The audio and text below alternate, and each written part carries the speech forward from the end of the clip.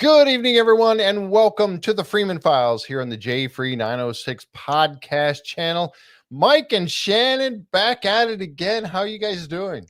Doing well. Doing well. I can't believe we're here for another season. I know. Oh, man, I know. It's been a long, long wait to get to this point and have the show back on last night. And what do you think? I mean, it opened with a bang, did it not? Yeah, that was interesting how they started. They haven't done that before, where they showed something that will happen, I think, later in the season.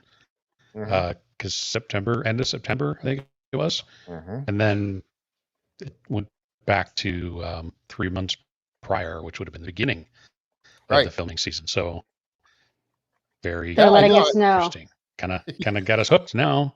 I thought that was so cool to do that. I was expecting for the show to open up with Travis driving down the road there to the ranch in the red Jeep and, and talking about how he was thinking about the experiments and everything. But yeah, no, it started off with that look ahead, and then jump back 3 months to when they started everything. And I thought that was really cool. We're going to talk about all of that and more tonight. So yeah, here I am clapping again. I know. But we're going to talk about that and more. Thank you, folks, for being here with us tonight. We really appreciate you joining us. If you haven't already, I always ask if you would consider subscribing to the channel. And if you like the content of the show we do for you here tonight, please consider giving us a thumbs up, a like on it as well. And tell your friends because we like to get as many links out there or, shares out there as we can. People watching it and all that does really help with the YouTube stuff. But I tell you what, yeah, it was a really, really good episode. And there were some points where we're going to try to get through this as quickly as possible because we have chips and salsa tonight for those of you who are insiders and like myself. And so that starts at 9 o'clock. So I'm going to try not to talk too much or about all that kind of. Really? Is that new? You changed the show? What happened? There's the comedy relief right there. All right. Yes. I can't do that very well. So, but what we will do is we'll jump right into it. So, all right, let's get started, shall we? All right. So the Secret of Skinwalker Ranch, season 6, episode number 1, Bubble Trouble. And very aptly named, I thought, with that, because we'll get to that as we go along here as well. But last night, like Mike had said, they started off by looking ahead and giving us a clue as to what's going to happen. And they were out at the drill site there at the Mesa. And the guys were looking, drilling. And if you notice, there were several holes, these little pits that they start off with. They make these little rectangle pits. And there's actually several of them. So I thought that was interesting because they've made several attempts. They also have an archaeologist working with them. Yeah, Chris Roberts. So that was really cool because people have said that in the past. Why don't they get an archaeologist out there? Well, they heard you. And they do have one out there working with Travis and the team. And they found this ceramic stuff, ceramic material. You can see the bits and pieces of it right there. And these were in the spoils that were coming out as they get the spoils back from the drill going on. They get these ceramic pieces, but take a look at that thing. What do you guys make of this? I mean, what was your first impression when you saw the ceramics? Yeah, to me, it looks kind of like a basket weave pattern. And I know Native Americans would put that inside of a basket weave to waterproof a basket. So maybe something along those lines, assuming that it's probably going to turn out to be obviously older. I would assume it would be something Native American, maybe. Yeah, my first thought was definitely that it was from the peoples that occupied the land prior to. Certainly, I think ceramics are the most common thing that's dug up when you're in like areas that have a population of indigenous people that have lived there. And then my opinion didn't change from that, but it sort of shifted a little bit after they realized that it was radioactive, just Mhm. because the nature of ceramics being, you know, in, is sometimes used in terms of like nuclear waste removal. They have they can do that with making nuclear waste into ceramics that they bury. But it's I agree with Mike. The etchings into it look to me like they would probably be from like an indigenous Yeah, I thought so. peoples that lived there. Yeah, exactly. And I was wondering, we didn't get well, we'll get to the analysis here as they go along, and we'll dig into this a little bit more. But yeah, this crosshatch pattern on there, when I heard that, I'm thinking, okay, this is some sort of, ancient pottery that they found, ceramics, or, that they found under in the Mesa. The interesting thing is that Chris Roberts, the archaeologist, was telling him that it was found some 470 feet into the Mesa and about 100 feet below or deep in the Mesa.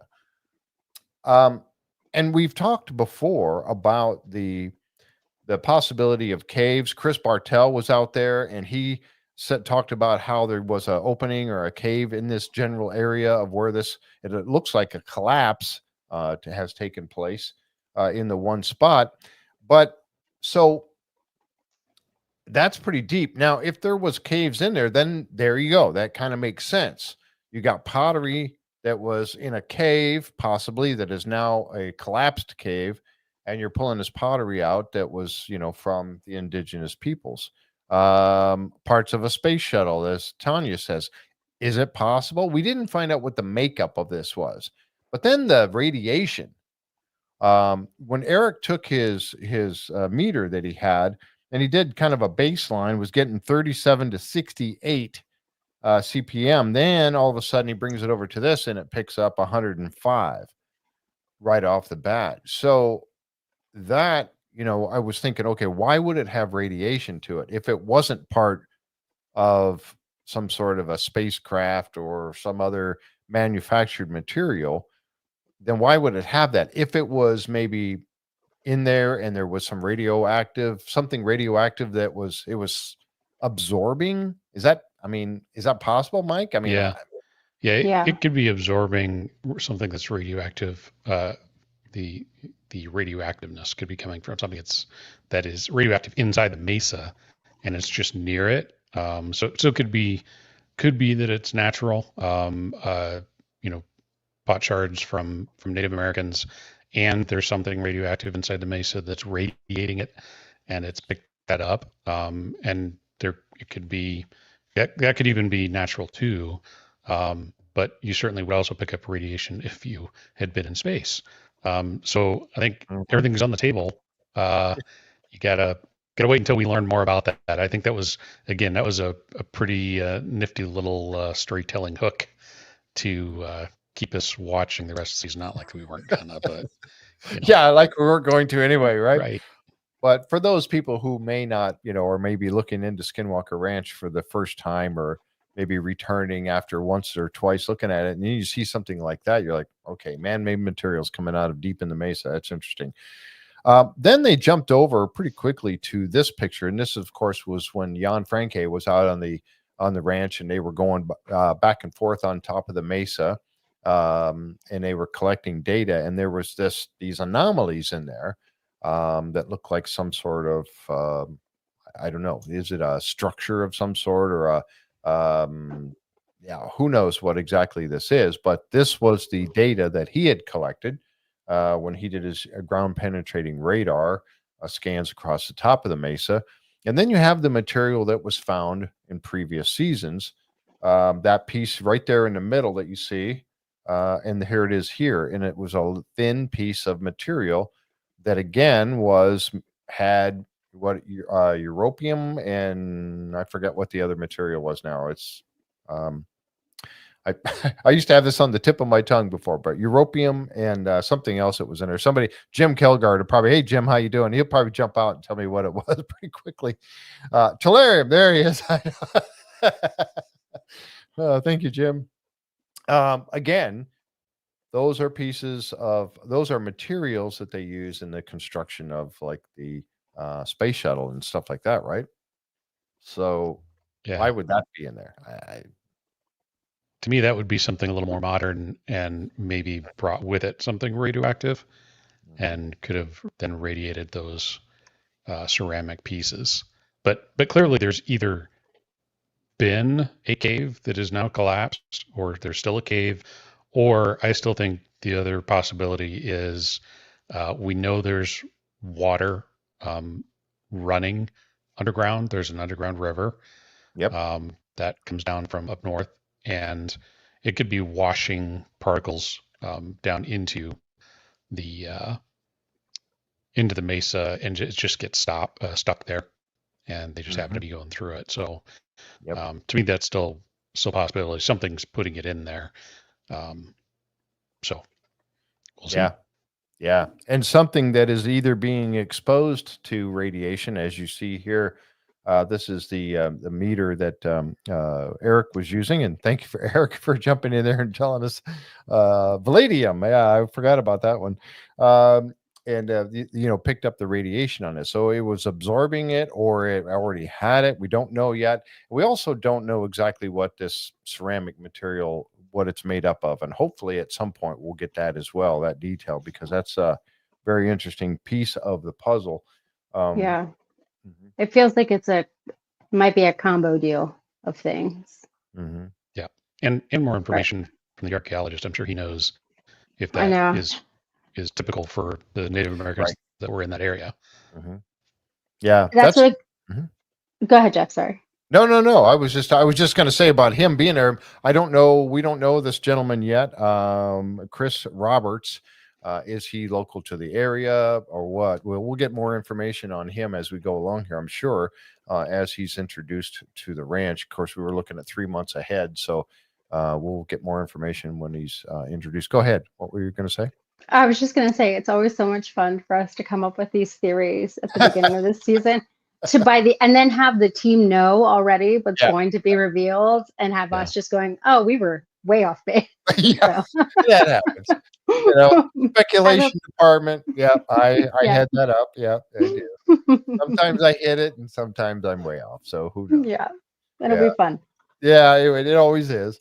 So they take this piece of material. This is still at that beginning of the show there. They take that piece of material over to the Utah Valley University, and they bring it over to Dr. Brian Patchett, physicist at the university there. And he is going to take a look at this stuff, puts it into his scanning electron microscope, which bombards the electrons onto the item to enlarge it so they can, and I forget, I think Travis had said about how many times, or somebody there had said how many times it can, magnify this stuff. But you can see that cross pattern on it, just on that picture right there. You can see the pattern that it has on it. So it was definitely maybe like Mike was saying, put in, if it was like a ceramic material was put into a basket to help seal it, and it picked up that pattern from it. Maybe that's possible. I'm not really sure on that. But here was the interesting thing. As they were looking at it, then these dark spots, it had dark spots to begin with, but all of a sudden these dark spots begin to grow. Now, I couldn't tell if these were holes that were forming or if these were just some sort of a dark spot that was being, that was growing due to, or on the surface of it. So I think it was mentioned to be in a hole, but then it could be something that was just like a dark spot that was growing on it. And they were thinking that it had something to do with the electrons that were being bombarded on this thing. What was your take on that? Did you? I don't know anything about this particular method, but crazy. Yeah, that was crazy. I've never seen anything like that.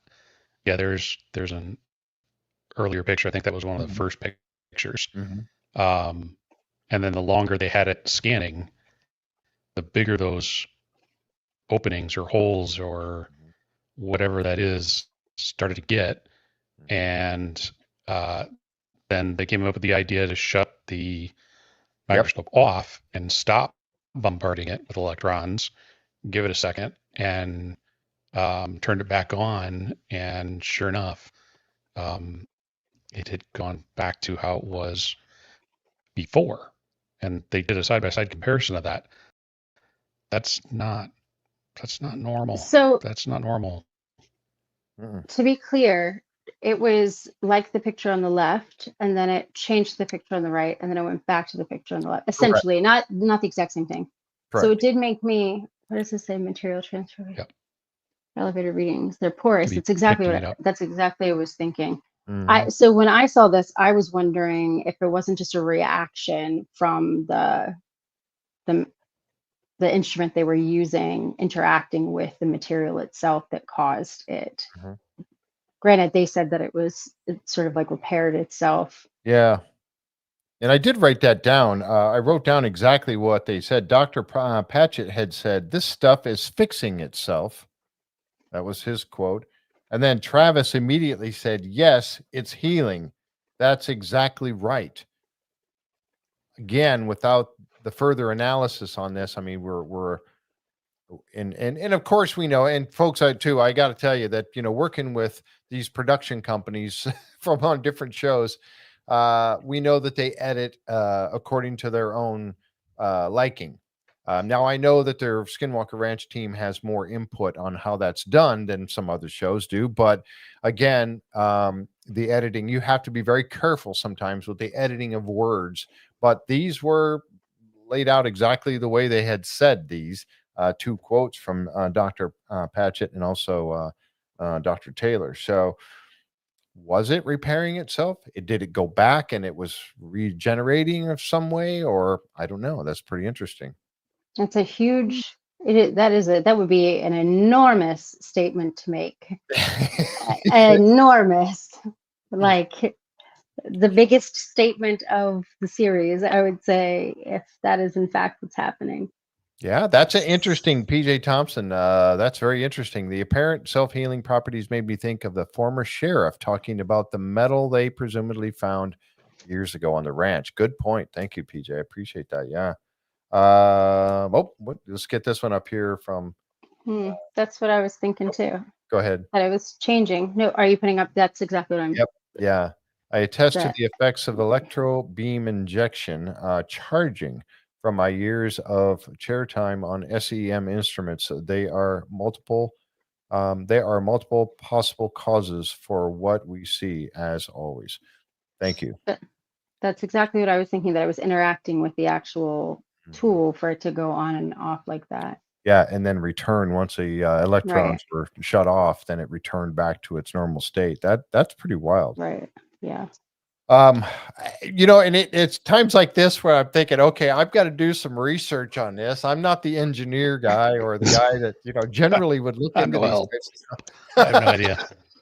That's crazy stuff. I turned to Mike. Go, Mike, what's going on with that? I mean, Mike, I'm surprised you don't have a prop to show us what it looks like for something to self-repair. Everybody say I have props? I don't. You're have the prop There's guy. Normal stuff on my desk that everybody has. I mean, it's not like I go out and look for things. It's a lightsaber. Just it's a lightsaber. Lasers. So. Oh yeah.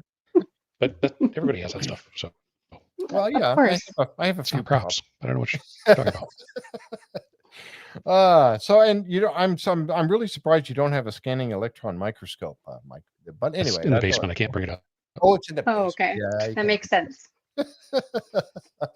All right. So anyway, we will see more about this. I'm assuming we will in later episodes as we get to that point that was 3 months in advance of the beginning of the show. So we'll find out more. But finding the material in there again is interesting in itself. Once they are able to, we saw where they are doing the drilling going on to either side of the anomaly that was found. They did get successfully drilled through I'm going to say what would that be? The east side of it. Now they're, and I go by the graphic that they show all the time. And now they're going to be drilling up on the west side and then get some instruments in there and then be able to really get a look at what's inside the Mesa hopefully without harming what's in there. And again, we go back to that thing that people are always saying, blow it up, blow it up. Come on, don't be an idiot. Are people still saying that? I know. People still want to blow it up. No. After all this time, they should Let's know better. destroy what we're trying to find, and let's destroy the Mesa. Let's destroy parts of the Mesa that they don't own. It's just, come on, folks, just get real. Uh, anyway, so 3 months earlier, we get to see them arriving. Cameron and Brandon arriving out at the ranch. And something I noticed too, that as the helicopter was flying around, I happened to catch this, and I don't know what it was, and it was not talked about on the show at all. So I'm assuming it's really nothing. But there is this little white thing right back here. I know I'm going to make this picture a little bigger here. I'll get my circle off of there. When the helicopter was actually doing this, is actually later on when the helicopter was flying its pattern in and out of the bubble. This little white dot flew from right side of screen to left side of screen very quickly. I just happened to catch a quick screenshot of it. Don't know what it was. Could be an airplane in the back. Don't know. It wasn't brought up, so it was probably nothing. Nothing other than a common airplane or something flying by, but it was interesting. I'm always looking for this kind of stuff. When we watch as insiders, all of you that are insiders watching these TV, the 4 different screens, the quad view that we get on the ranch, you're getting trained to watch for this kind of stuff. And I happened to catch it and I went, ooh, that was interesting. What was that little white thing that shot by? Not that there's not little white things shooting by all the time at Skinwalker Ranch, right? So Good catch. That never happens, right? Little white things. Never. They get inside for their pre-season or their beginning of the season meeting, and Jim Royston from the CEO of Omnitech is there. And one of the things that he was talking about was the ARC. Now, we don't know. I was asking Mike before the show started, what does ARC stand for? Do we know what that stands for? We do not yet. Well, Eric, I think, might be in the chat. So if he's still watching, maybe he'll share. Eric will pop in and tell us what that stands for. I feel like it might be. There's some interesting names for everything that they do on the ranch. So, like, I love the dragon. Yeah, it's very, very cool. Yeah, it's adding to the mythos of the landscape. Mm-hmm. Yes, absolutely. So, and this thing is really, really interesting. This building, we got a glimpse finally inside, and we'll get more of that as we go along. But they were talking about these sensors that are set up around Skinwalker Ranch, and we know that Eric has been busy. Eric and Thomas and the team have been very busy putting stuff up all around the ranch. And here are some good points here that are the ARC. You can see it there right here, right up by Homestead 1, of course. And then you've got the Guard Shack, Eagle's Nest, Homestead 2, South Tower, and of course in the triangle that these things are set up. Let's have some fun guessing. Okay. Sweet. All right, folks, everybody in the chat, give us your best guess as to what you think. Area Remote Center. Okay. Oh, that's pretty good. Cool. Give us your best guess at what you think it is. Aerial Research Center. Okay. So we're going to get some good guesses. This will be fun. We are definitely. There's that graphic that I showed earlier about the anomaly in the Mesa and how they're going to got these boreholes in there. They're going to line these boreholes with some sort of a lining. They talked a little bit about this last season. And then, of course, they're going to get this borehole number 2 put in. So hopefully we'll get a chance to see what it is. And I can't wait to see what kind of instruments that Eric and the team get put inside there. Atmospheric Research Center. All really crazy. Let's see. Alien Research Center. Absolutely. Cubby hole. That's funny. All ranch coup. Let's see. What else we got here? Cognizance container. These are good. AI Response Center. I couldn't really a ranch crate. I really couldn't come up with AI Response Center. Yeah, that's pretty cool. I really couldn't come up with my own. When I saw that, I was thinking about it a little. I don't know. Well, Mike, did you have a guess at all? No. I think it's just the ARC. I don't think it's an acronym. Oh, well, you might be correct. You Or might be. the arc as in like the arc, because wouldn't that be with isn't it spelled like an arc rather than like a boat arc? Yes, it is. Because ARC originally versus I thought the ARK. same thing. I was like, of course, we've got the arc now. That makes sense. But Mhm. because I got thrown off because it had a C, I don't know. Now, Angelic remember, Research Covenant. These are yeah, really now good. here's a clue because they did say, I think it was Jim Royston was talking about this on the or on the show, and he said a facility to store and process massive amounts of data. Does that help? A facility to store and process massive amounts of data that they will collect. And listening to Anomaly Research Center. Oh, that's good. I like that one. But that listening to Eric talk about this stuff, they have massive amounts of data that he has to go through. So Athena really cooks. That's good, Jim. Yeah, that's good. Now remember, it was Jim Royston and his lidar that picked up this anomaly at the Triangle. The Triangle has been this place of just weird, high strangeness going on.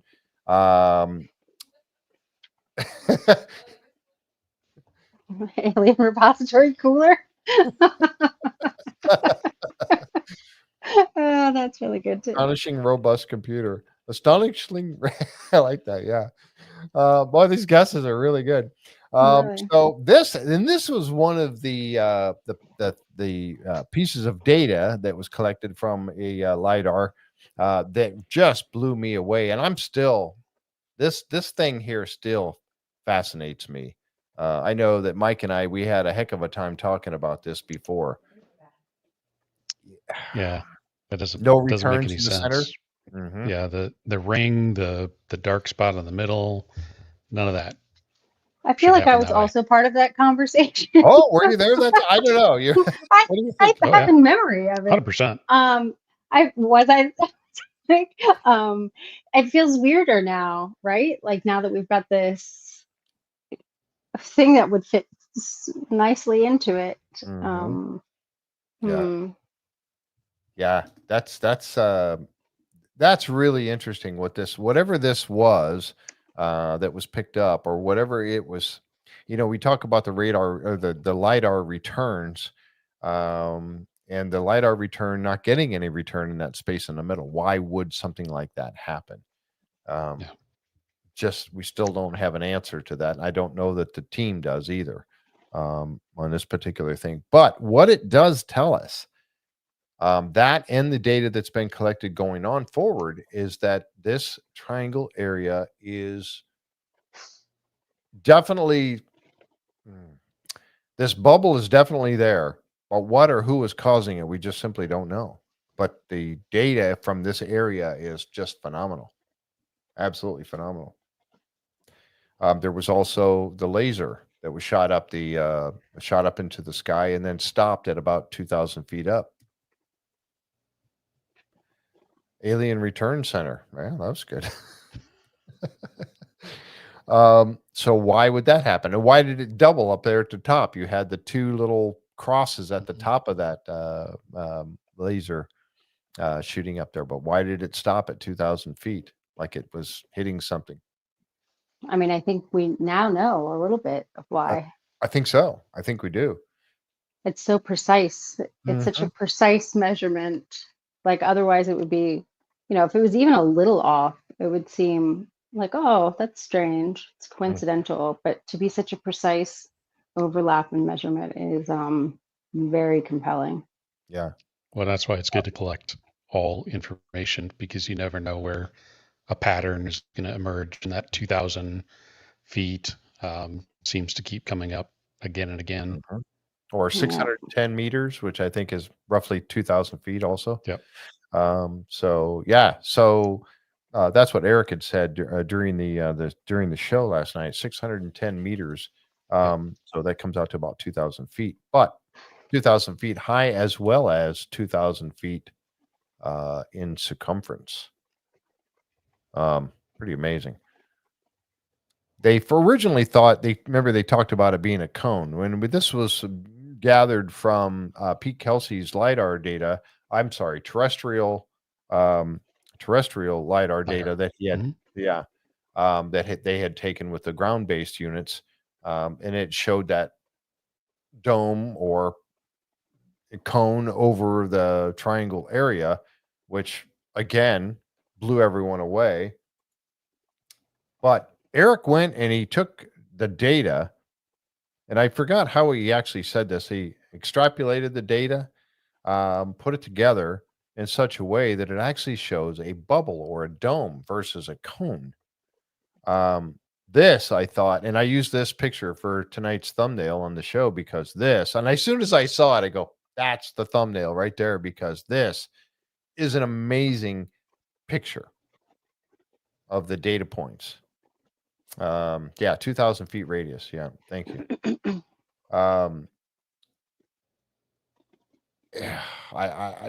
Yeah, let's just continue on because it really is. And here's that 2,000 feet, looking at it in all directions. Distances are deceptive because we see everything from the air, or you look at Google Maps. I mean, 2,000 feet's a long distance, and you see that the triangle, 2,000 feet doesn't actually get you to Homestead 2. That's a pretty long distance.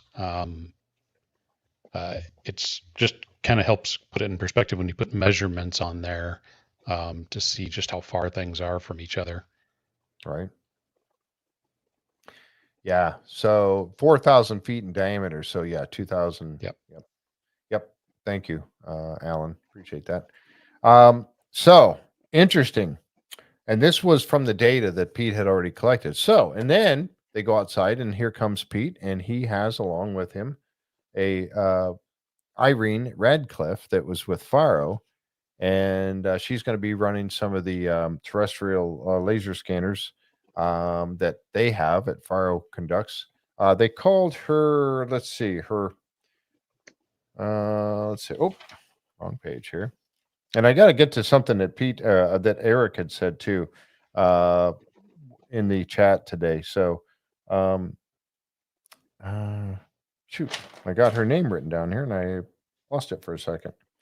But anyway, Irene came out, 3D. It had something to do with 3D. Oh my gosh, I can't find it. I have so many notes.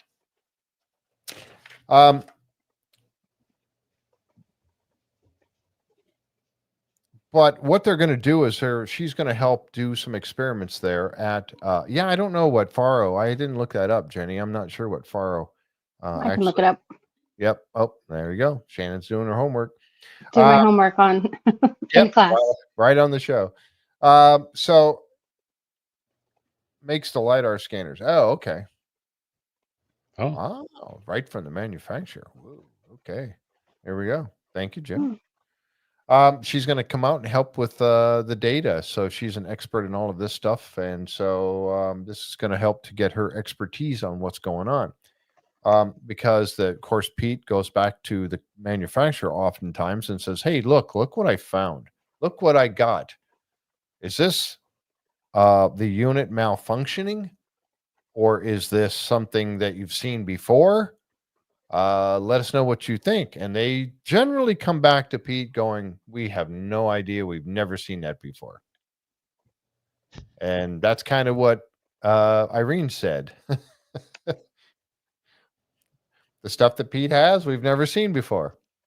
I would love to know what brought her out. I can imagine Faro being like, okay, we need to go out there and make sure that they're doing this right. Well, if you're to hit that, Matthew, that's true. But when you're talking about Pete, chances are he's doing it right. He knows what he's doing. I bet Pete was like, why don't you come out there? Yeah. Come out and make sure their equipment is working correctly. Yes. Yes, exactly. Yeah.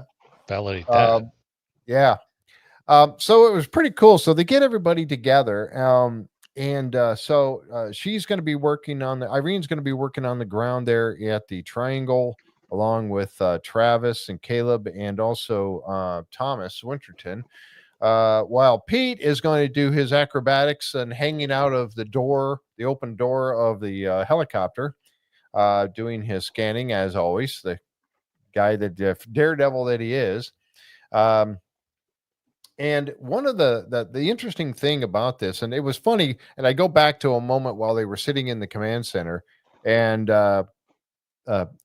Cameron was so excited to, he said, I want to know what's going on in the air, and this and that about flying around there, and Eric was like, funny you should mention that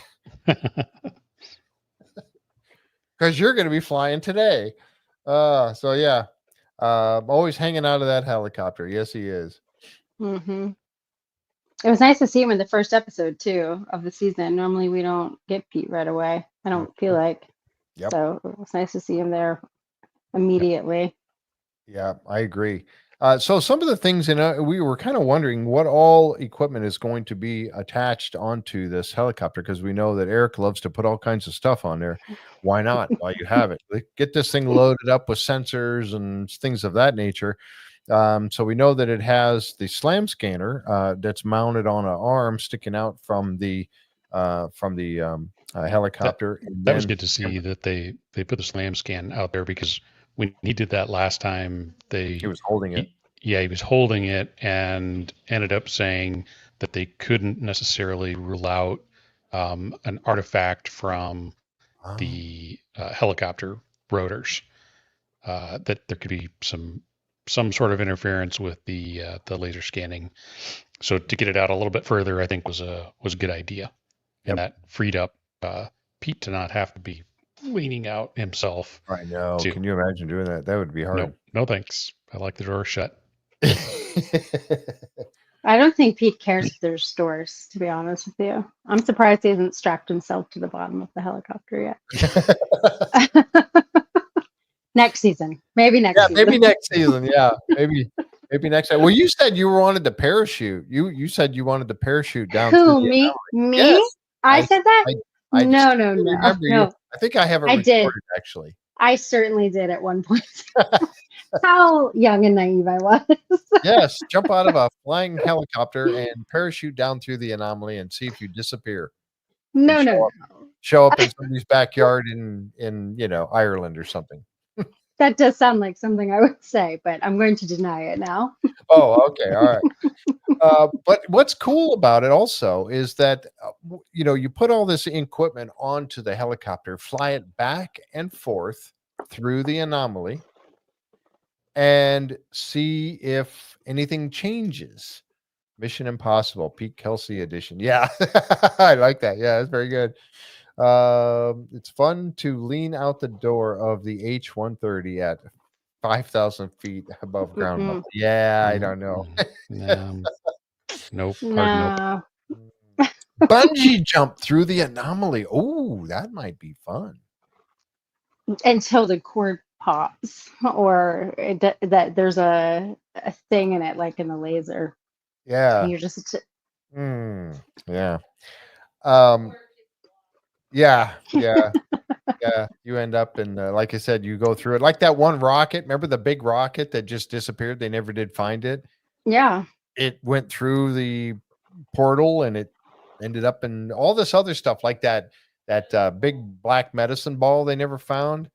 You'd bungee jump down, but it would come back up and it would be one of the missing objects instead of the person. Yes. That would be, there's the medicine ball. There it is. But where did Mike go?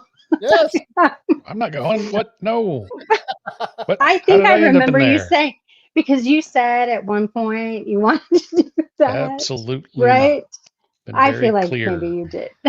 Well, No. I have been one that has said that if a portal opened up and it was one that you could walk into, chances are I would go.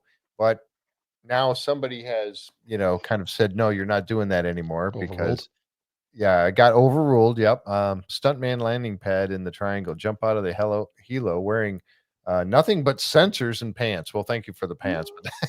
But that would be interesting to see. To see what all those sensors pick up. One of the things that they put onto this helicopter was a transmitter transmitting at 1.2 gigahertz. And that's what they're showing here. This particular graphic picture is showing this transmitter that is putting out That's an interesting thing too, to see what happens with it, and we'll get to that as we go along here a little deeper as well. Jeff needs to listen to a higher authority. Yes, Eva, that is very true. I can't just pick all that on my own. There's Farrell. We can look right on it. Farrell, focus. All right, there's Caleb. He's working on setting this. He's helping Irene set these all up in the triangle area. And of course, Thomas Winterton is looking at the speed. He's got a speed radar there he's holding on to, and he's looking to look at the speed changes of the helicopter as it passes through into and through the bubble area. This is what's so cool. And I know this is the part that Mike and I just love this part. Shannon, I don't know if you're into the tech. I love this tech stuff. Yes, I'm also into the tech. Okay, yes, I am into the tech. Well, I know you know. Okay, all right. Well, no. I get what you're saying. I get what you're saying. But yes, I'm also into the tech. I love the tech. Bring on the tech. And they're always, I mean, if you're going to get answers to this, you got to throw science at it, right? Right. And here's one of the things. Jim Royston also had one of his drones there, and I don't know that this unit ever got off the ground. I didn't see that it did. Pardon me? I don't know that it did. I don't think so. I think it consistently had too much interference. Jim asks, is that the same radar gun that Caleb uses for speeders? Might be. That'd be funny. They just borrowed it. Would they consider skydivers with sensors on their bodies to jump from a plane over the triangle? There you go. Yeah. No, they haven't done that yet. No, not yet. Here's that look. I would mention this earlier. Here's a look inside of Ark. This is awesome in here. I love the lighting too. Look at the screens, would you? Oh, geez. I mean, I love the command center. When Eric's in there and he's got all those screens, and if I had about 10 more in here, I could feel like I was sitting in the command center. But really cool place to work from, isn't it? Nice setup. Mm-hmm. I think so. There's the 1.2 gigahertz signal that is being transmitted that Eric set up. Didn't know why exactly the 1.2. They talked about it and picked this particular frequency to send out from the helicopter. Interesting choice but was there a particular reason why the 1.2? That we're not sure of yet. Athena Reconnaissance Command, maybe. Still looking at what the ARC stands for. ARC stands for. There's Pete hanging out of there. And there's his slam scanner attached on an arm sticking out from the side. Had to get a shot of that. Now, here's where they start. This is actually before they really get started with this experiment or this exercise. He's already taken off, and he's making his way. He took off from the helipad, and he's making his way across the triangle, getting over to Homestead 2, where he turns around and comes back. And already we're getting dropouts, or as Eric put it, corrupted or missing data from the GPS units. Yep. The GPS sensor or transmitters on there. So right off the bat, it begins. And here's a better look at it right here. And it's right there at the triangle area. And the rest of it looks pretty good. Now, there was some anomalous little red dots. The red dots are the ones where it is corrupted or missing data. And you see it here, and it goes all the way around the Mesa where he turns around down at Homestead 2, and all the rest of it looks fine. But then on the return trip, right there at the triangle, it happens again.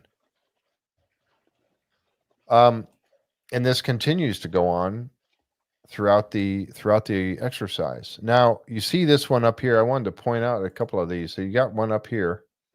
That's one where it simply didn't know. Remember how they get some of these? Do you recall when they did the Sky Elements drones? Yeah. And some of the drones thought that they were somewhere else, which was a long way away from, I think they were in the East Field as compared to um, the Triangle. And when they Yeah. get outside of a certain area, they're ordered to drop. Yep. Yeah. And even like with Pete's data previously, we've seen where they were disoriented to their location because the GPS wasn't aligning properly. Yep. They've got like these rogue, disoriented data points. Yep. Comes up somewhere else. Yeah. But you see, mainly inside the bubble area, there are some little anomalies out here outside of the bubble area. And again, the bubble area is not an exact science. But you see that there's some dots showing up in other places. And then comes another signal at 1.2 gigahertz or 1.199 yeah, pretty much 1.2 gigahertz. You can see Eric's in there right here. Yep. It's being transmitted from the helicopter, but then a very strong signal coming in over here. That's a lot more power. A lot more power. A lot stronger. What in the heck was that all about? Yeah, and this ended up stopping later on when they completed their. Actually, it stopped when when Cameron flew the helicopter at 3,000 feet, which would have been above the assumed size of this dome. That's when that stopped, according to the show and what we saw from the show. How accurate is that? We're not sure exactly, but yeah, yes, that was interesting. Skyhawk 88 had just made a comment about when they were showing the graphic, and that's what's so cool about this is that they're seeing the GPS data in real time. They're watching it in real time, so you can actually see the dots show up as it's moving across. And then you would see at some point that the helicopter, it looked like it dropped all of a sudden and then back up, or it was over here, and that's kind of scary. Yep. Cameron takes it up to 400 feet. And then you see here again, still getting some of those corrupted data. Yeah, the onesie twosie corrupted GPS data wouldn't be all that interesting. Which it was nice that they were able to do this multiple times. Repeatability and consistency, is what they're going for. And then, like I said before, you collect all the data and you look for a pattern. And yeah, there's random dropouts kind of all over, but there's definitely a consistent spot where it seems to be going out on every single pass, and that's right above the triangle. That to me was really kind of cool to see them be able to do that and show that it's repeatable. Yep, absolutely. At different levels and different passes, whether they're going from East Field to Homestead 2 or from Homestead 2 back to the East Field, every time they different pass, altitudes. And at different altitudes. Thank you. I will say, just because the chat is saying it a lot, the 1.2 was chosen because they assumed that would be the best one that was open, right? Like that's what they had discussed, that it would be an open one. Do you guys remember that being shown, or are we misinterpreting that? I'm fairly certain that was why 1.2 was chosen. That would make sense. Yep. Because it was like an open frequency that they were going to try to experiment with, which made it not experiment with, but communicate on, which made it even stranger that this sort of like stuff came back on the specific one that they had chosen to be clear, if I'm remembering correctly. Thank you. And I think that's what everybody in the chat is saying too. Mm-hmm. Yep. Now here's a looking down at the corrupted data, and you can see it primarily stays right over the triangle, which is right in this area right here. You do get some readings over here. some corrupted data over here and here. These are some of the ones that were showing it off, way off. FCC, okay. Federal Communications Commission. Okay. Yep. The unit is getting returns from underground. That can't happen. The range counter is being jammed somehow to always return a maximum range signal. Oh. There you go. Have we taken this picture and laid it over top of the actual ranch picture, the one that has like the locations of things, like where the East Field and the homesteads are? I have not. I don't think. I don't know. We didn't see anything quite like that. I mean, there was the one that I showed where it showed the size, but not a top down looking at it from top down. I'm just wondering if there's any correlates to the other red dots, even though they're not as concentrated as the ones over the triangle, because that line that's running to the right of it, I'm curious what's actually in that area, like specifically in that area. Yeah, I'm not sure. I know they have the entry point that they talk about, the entry point and the exit point. And that entry point is around the corner over here, I believe. Yeah. This is one of the questions I was going to ask for tonight. This here, this was on Jim Royston's controller for his drone. Yeah. And this is why I was asking that question. Did the drone ever get off the ground? He was talking about how he was getting these unable to take off because of the weak signal, check satellite signal, getting data error, aircraft antenna, satellite signal searching error, unable to take off. Yeah, This was RTK is real-time kinematics.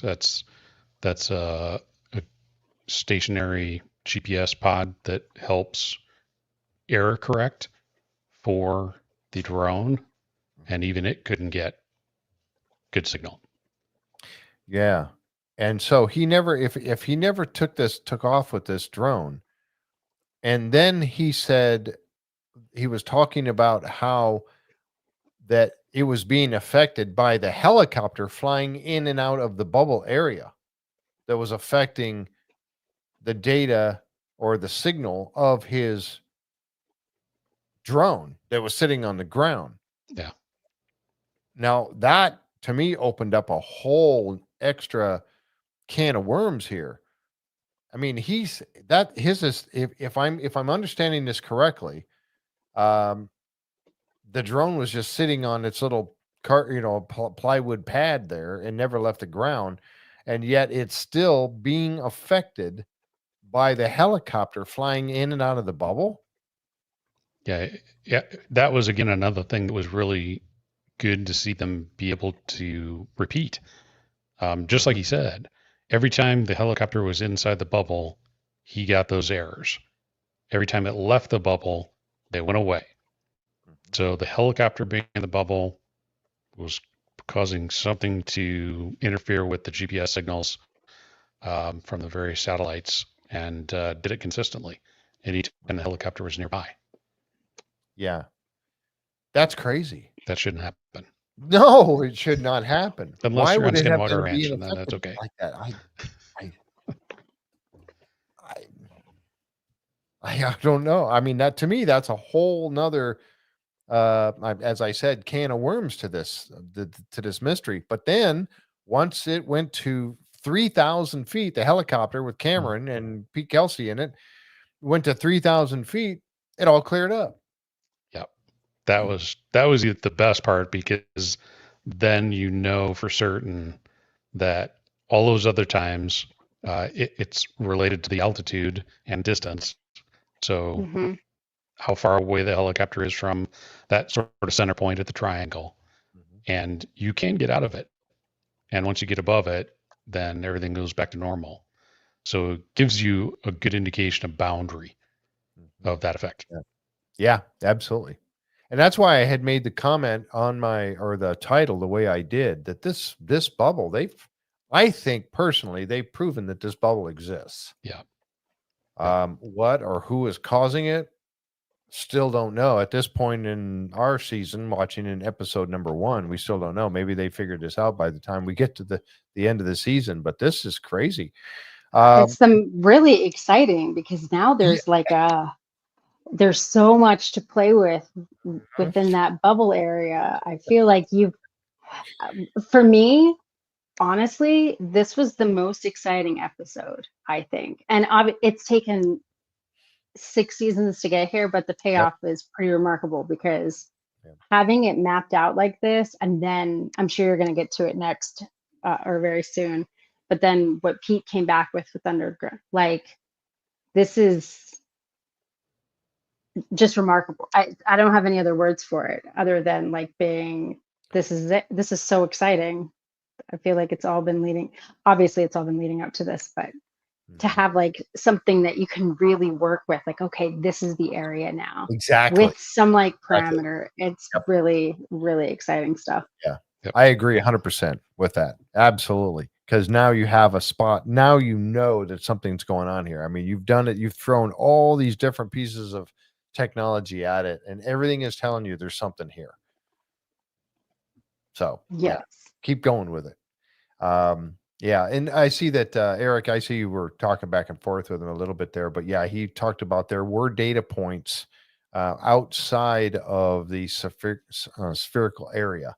But yeah, several data points. So, but were those, I was wondering to myself as I was watching the episode last night, were those where it thought the helo was there? So it put the red dot way out somewhere else. I don't know. We don't know yet. But definitely data points outside of the spherical area. This was a shot of his controller for the drone when everything was normal. He could take off now. This was after the helicopter got to 3,000 feet. That's just crazy. I still can't wrap my brain around why would it be affected by the helicopter flying around up there. That just, was it blocking the signal in some way? Then we get this. And Pete says, "Hey, I just saw something flash by. It was small, white, and fast." And how that doesn't affect Cameron. Remember when Cameron was flying around and he had the night vision goggles on and he says, "I'm seeing orbs flying by the helicopter." If you were to go up in a helicopter with anybody, would you want it to be Cameron? Heck yeah. He's door closed though. Let's be clear. The door should be closed on the helicopter. That's why there's a door.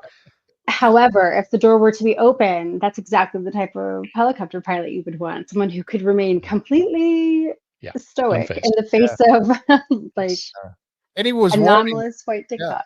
He was always warning Pete what was going to happen too. When he was ascending, he was telling Pete, "I'm going to go real slow," and Pete's like, "Okay, good," you know. But man. But that's just anyway, that's just great stuff. I mean, this episode, I could just go on and on. I know we're limited on time here because everybody wants to get to the chips and salsa tonight. Let's put this up. 2 kinds of errors are possible. 1, erroneous reporting positions, and 2, data corruption errors or CRC errors, meaning that the data was garbled. Some error points provide both kinds of evidence. I did not know that. Wow. Thank you for that. Yes, absolutely. Pete is attached to something up there. Well, yeah, he did have a harness on. He did have it hooked up so that if he was to fall forward out of the door, he had proper fall protection on. Mm-hmm. Yeah. Then he would be bungee jumping. Woo-hoo. I'm just amazed that he was able to see it go by with the naked eye, especially based on how fast it was and it being white, right? Like you're moving, so you're already it's not like you're stationary. You're moving through the air. So to catch something that's also moving, that's white during the day is I would imagine to be very, very difficult. Yep. And it was very exciting when Eric was able to corroborate what, Yes. not that we would necessarily need it, I think, at this point, but the fact that he was able to pull that up, has got to be one of the best captures of something that we've seen on the show too. Because normally they see them in response to like a rocket, or it's on the camera, but nobody's actually seeing them with their eyes. So to be able to overlap those two things is very, very cool. Absolutely. Yeah. So 2 days later, after the experiment took place, they all meet at the 58 table, area 58. And so they're going to go through, crunch some of the data now that they saw, and boom, here is that first thing they talk about, at least for us on the show, was this particular UAP that now they did say, I caught this as they were talking about it. I don't believe that this is actually the one that Pete saw, because they said it was like the one Pete saw, but they did see this one. Now I did. So this wasn't the same one then? I don't think so. And maybe I could be corrected if I'm wrong on that, but I thought that they had said, because Pete said it flew, he said he saw it like up high or off the ground, I believe, by the helicopter, versus this one looks like it's pretty low to the ground, and it is picked up by a camera that's on the skid pad or the skid of the helicopter. But it was the same timing? I don't know. It was while they were up, but I don't know that this was the one that Pete actually saw. Yeah, I would agree. That was my impression too, was that Pete was, because his reaction was, whoa, something flew right by me. Fast. Yeah, and fast. That's a lot lower. I don't know that he would have reacted quite that strongly.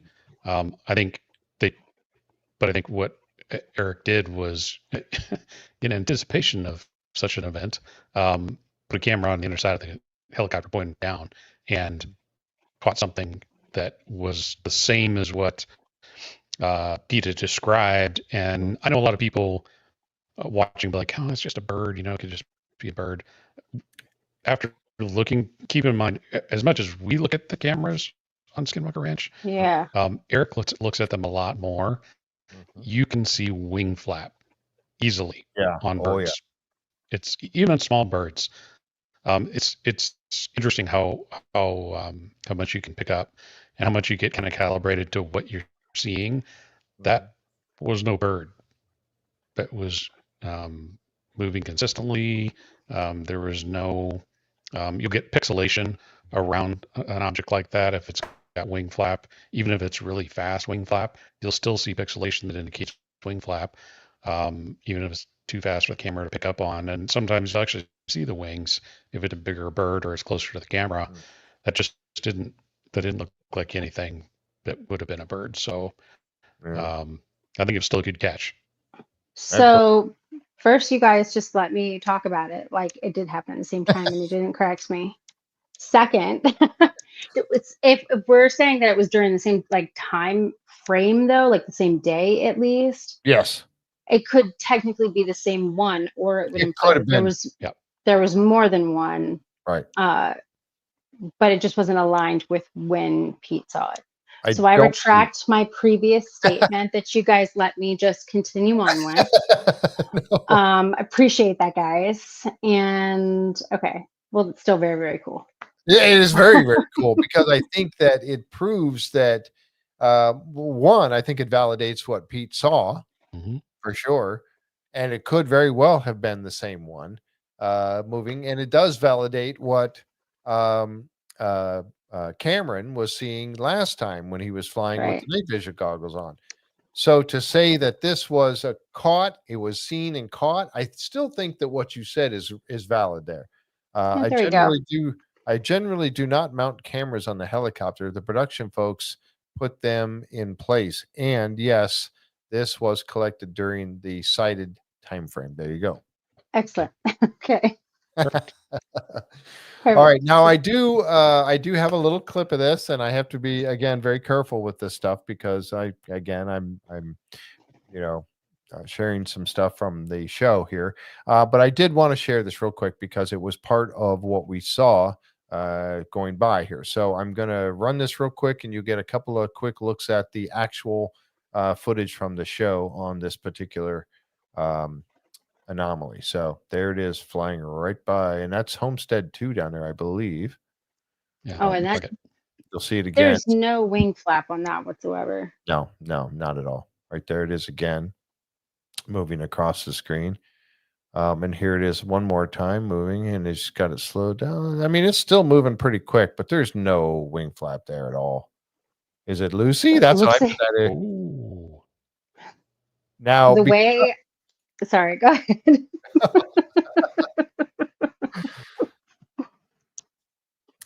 could it have been? I mean, the way, remember, now go back to a few seasons ago when we saw that round white orb that was moving around outside of Homestead 2, floating around. It looked like it was something looking for something. It was kind of floating. Look over here and look over here. Remember that? That was on the show. Yes, I remember. Just outside of Homestead 2 there around the trees. I mean, Orbs. Don't know. Little white. I'm going to start calling them bubbles from now on. Because after this episode, I was like, that looks like little bubbles. The mother orb. Yeah. The mother, the mother orb. It was the mother orb. It was definitely bigger than what Lucy was in the front yard of Homestead 2. Yes. Yes, this is true. This one we saw.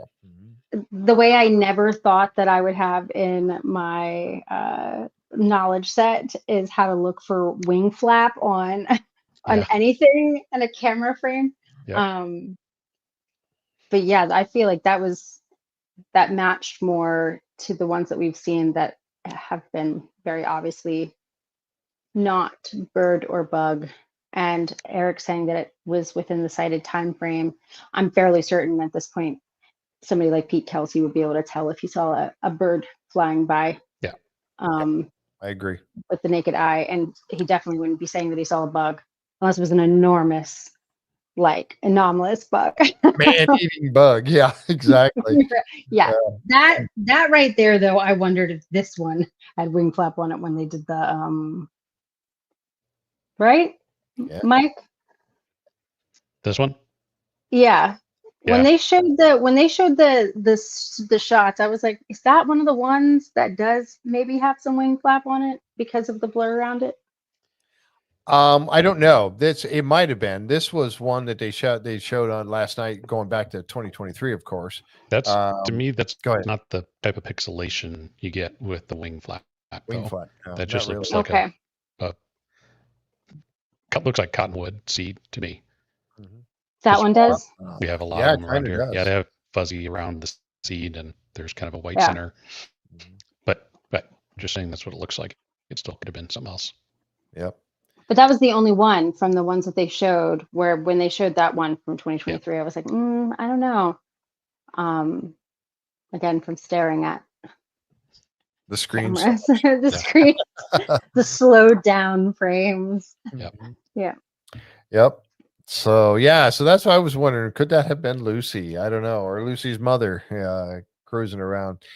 This was kind of a look at all of the data that was captured, and you do see some, like Eric had said, points that were outside of the bubble area. There's definitely other points. And I would venture to say that you don't get this kind of data corruption or missing data anywhere else, or certainly not generally away from. I mean, again, I'm not a GPS expert. I don't track this kind of stuff and look to see if they're having issues with it elsewhere around the world or elsewhere around the country, but. Again, you look at the concentration that's right above the triangle, and that's pretty undisputed right there in my mind. Yeah, like I said, I wouldn't be that concerned about the onesie twosies. I mean, percentage-wise, there's a lot of data points that we're looking at right there. Mm-hmm. And there's really not that many red ones. So it's a very small percentage. Mm-hmm. So that wouldn't be a concern. What is a concern is the pattern that emerges when you put them all over the triangle and look straight down at it. You can tell there's something going on in that area. Yep. Yeah, basically right in there. Yep. That's Yeah, great. and I mean, I feel like if you were not investigating something anomalous at all, and you were doing something like this, you would be curious as to why that area specifically would have such a response, like have data corruption or missing points. If you remove everything else from the kind of dialogue around it, you'd go, I wonder why this specific area is missing. And I also, after this episode too, I'm like, I cannot think of any other place in the world at this point that has this kind of mapping that's been done to it either. Yeah, I So know. we can't even really compare it to anything, Yeah. because the amount of tech that's gone into it's got to be the most mapped, like one of the most mapped places on the planet, Yeah. Oh, in absolutely. terms of data points and renderings and things. Yeah, the ARC having to crunch all that data, had tons and tons and tons of data. And you remember what Eric had said at the very beginning when they were at it was when they were in the command center together having their meeting with Brandon. And he said, "We are so ready. We have, not been this ready to do something though. Like they have been planning for that. See, of course, this was last summer." That we're watching now, but all the data, everything they went through to plan for this, and he said they are so ready for this. So I can't wait. If this was the first, I mean, just being the first episode, Yeah. what do we have in store for us, folks? I mean, you heard him as an insider, you heard him talking about how excited they were to have all this come out and be able to talk about it. But yep, it's going to be good. Now, remember when Jim Royston, when he was doing some of the work, and you've heard Travis talk about wormholes and portals and things of that nature. When Jim got his scanning, when they had the donut shape traversable wormholes. I mean, I don't know, all that kind of stuff. And then of course the laser that stopped. And then Pete had brought this to the table at the end of their analysis of the data, for at least for us on the show. This was the first time that Pete brought up the point cloud that has the data underground. Now he talked about the other ones all being above ground. Correct me if I'm wrong, but did they not say every terrestrial laser scanner that they had was had come up with something underground? Yeah. Nothing was over the ground this time. It was all under the ground. Yes. All of them. The anomalous points were all underground. That's what they said. And every one of them had something. Yeah. So again, consistency. Mm-hmm. Repeatability. Yes, repeatable data. Yes, exactly. And the fact that it's got the curvature, I mean, it really just gives us finally this I mean, like jaw-dropping shape to it. It reminds me of the Las Vegas Dome, but Skinwalker Ranch style. Yeah. It gives you this right here. Look at that. It gives you this. It's now that graphic isn't exactly right, because Pete said the radius on his underground dome was 300 meters, so it should have been half the size. I think Prometheus deep. did a little bit of. I thought he was talking deep. I don't know if he meant 300 meters in circumference. Well, if it's hemispherical, it would be 300 meters you're probably radius. Right. Well, you know what, Mike? If you had brought your props, maybe you could have given us a demonstration, but you weren't prepared tonight. So yeah, the half the ball on the top is much bigger than the other half of the ball on the bottom, right? Okay. Doesn't make it any less weird. I mean, doesn't make it any less weird. Should absolutely positively not happen. Absolutely not. I don't know how these guys, as a team working out here, and then they get together and they look at the data that's been collected and they see stuff like this. I mean, how in the world do we possibly get stuff like this and then you're able to, oh, well, let's go back out there and see what else we can get. I mean, this blows me away, this kind of thing. How is it possible that this happens? And then Yeah. Here's another graphic looking at it as well. LiDAR does not see underground. No. Laser scanners don't look underground. No, and it's harder to explain the LiDAR than it, in my mind. Yeah, what Michelle said. Yeah, I was sure it was 300 meters deep. So possibly the epicenter of the bubble is where the anomaly is above ground. Yeah. But the LiDAR, because it's just shooting the laser out and the reflection comes back off of objects. You know, the GPS, there's a lot of other things that can interrupt that signal. So there's more going on there. But with the LiDAR, it's really pretty straightforward. Yeah, it is very straightforward. To get points like that showing up. So either the points or the laser, when the laser is shooting at the ground, it's taking longer for that light to come back, and so it shows it being further away. Correct. Which would then put it underground. Or as it's looking up into the sky, it's getting a reflection that is somehow being translated from up above to down below. Maybe same distance, just a mirror image or something. The time of flight is a pretty simple calculation. So how it can mess up like that, and the fact that it was in a hemisphere is consistent. If it was just noise, it was just a scatter plot underground. Yeah, that could be, maybe explainable, easier. And it wouldn't look like this. No, it wouldn't look be like a scattering of yeah. Okay, it would be random. That's not random. That's in a hemisphere. So how does that happen? How would you? So when you're troubleshooting systems like this, the first question you ask is, okay, so how would I make that happen? I have no idea. It's shooting millions of laser points a second, and you're getting returns that are taking longer to come back to the base than they should. Right. Yeah. In a consistent way to make it look like a hemisphere. Right. And only down. Only below, not above. Right. I don't know. And why did it show all of the terrestrial laser scanners being somewhere other than where they really were? That this is part of that effect. That should have been GPS that was locating where they were. Yeah. And obviously we just saw that there's always that's all out of whack. Oddball stuff with GPS. In this area. Yeah. And they were at 33 feet, Jim. Yeah. Patterns. What else was at 30 feet? Roughly 31. Yeah. Lots of stuff.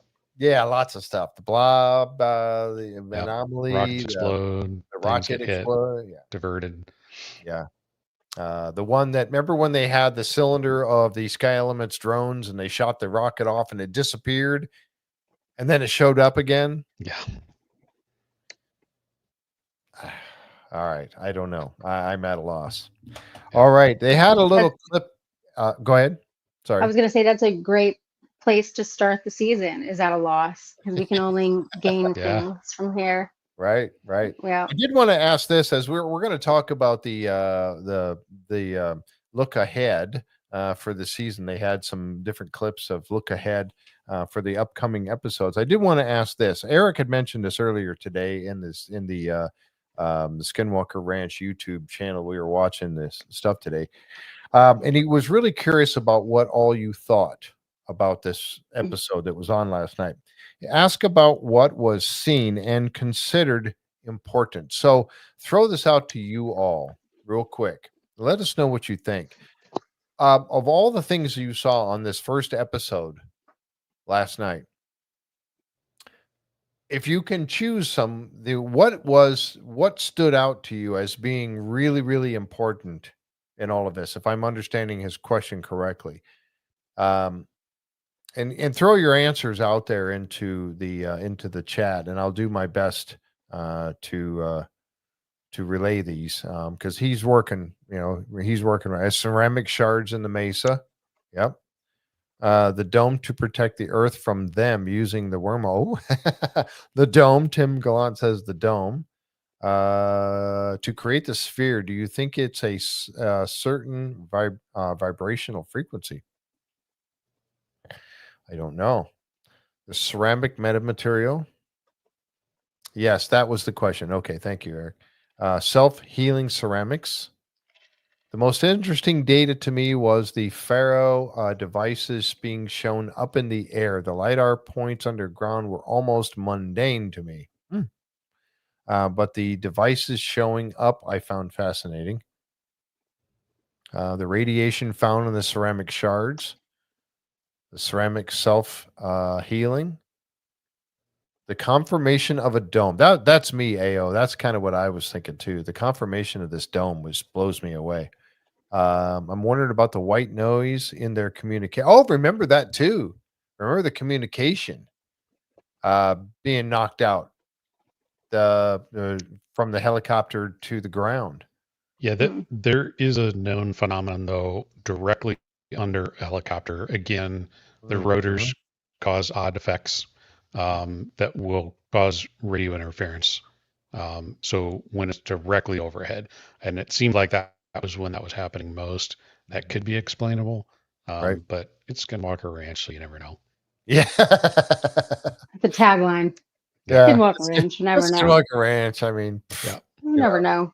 You never know what you're going to get. It's like a box of chocolates. Having the archaeologists work with the team. Yes, I like that too. Probably the Faro range counter is getting a maximum range return with every pulse if using the last pulse logic. It is being jammed. Those are false signals. The range counter is limited to about 2,000 feet. That I don't know. I'm wondering about the white noise in their communication. Yep. Ceramic self-repairing again. The data that was obtained from several different points that still corroborate each different instrument. Yes. Yes. All the different instruments all pointing that there is a dome out there, a bubble. Self-healing material. Let's see. Programmable matter. The arc was interesting. Cool to see the new tech being deployed. Yep. Self-healing. Yep. The drill getting through. That was at the end of last season. Yeah, that was pretty cool. White sphere flying by. Cindy said, I thought so too. That was really cool. Excellent discussion. This is what I most like to see. Well, we thank you. And I that's what we love to do here. It's always nice when we get folks to come on and help us. And I appreciate your jumping on, Eric, very much so. Yes, wearing the Hitchhiker Band T-shirt. I had to. I should have worn mine, and we could have matched. Yes, Michelle sent me one. I didn't get the uniform memo, Jeff. Okay, I should. So, what do you guys think is the most exciting part of the episode? Man, I don't know. I guess for me, we've seen. I'm going to jump ahead of you, Mike, real quick on this, but we've seen orbs before. I love that. I think they're showing up. The UAPs are showing up there for sure. But to me, it's the dome. The confirmation of this bubble is kind of where I'm hanging. What do you think, Mike? Yeah, I think it's funny that because it's Skinwalker Ranch, the only place where when a UAP shows up, you're like, okay. I know. It happens all the time. Big deal. It's another UAP. Yeah, to me, so when you're doing elimination of process variance, you're trying to find the variance in the system.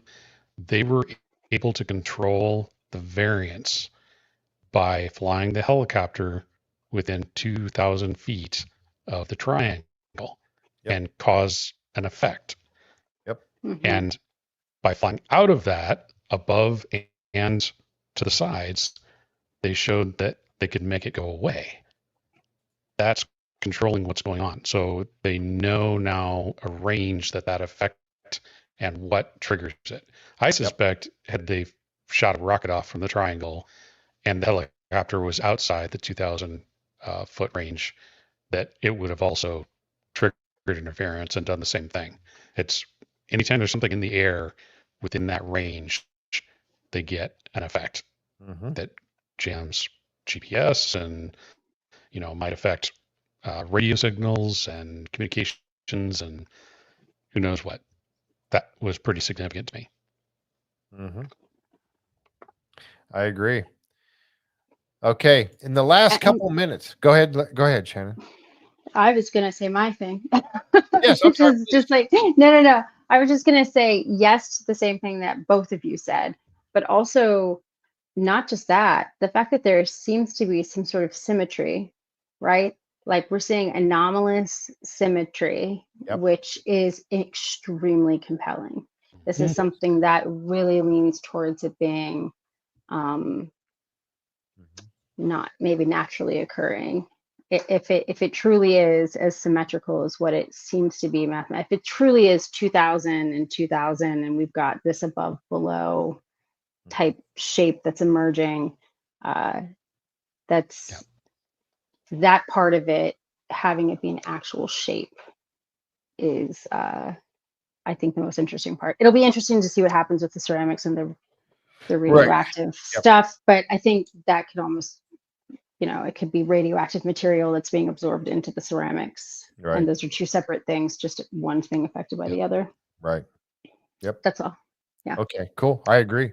All right. So real quick, let's jump through these pictures real quick that I have for looking ahead.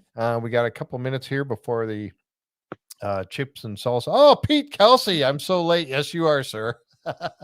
You missed the entire show, but hey, hopefully we'll see you in a couple minutes.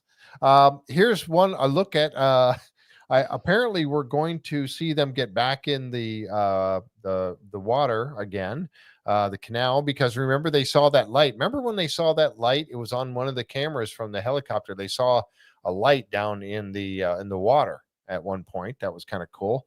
And then of course the wolf bones and whatnot. And the shot looking at this area of the Mesa, in that area right there looks like a cave. To me, it looks like a cave-in area right here. It sure, I don't know, whatever, it really truly does. And that's where they're drilling underneath. There's the drill, and there's a bunch of different holes happening in this coming episodes that they're doing. That's the archaeologist on the ranch. What was his name again? Chris Roberts. Yep, Chris Roberts. Good to see an archaeologist there. Happy for that. And one of the faces of Eric Bard. Sorry, Eric. I had to... Great.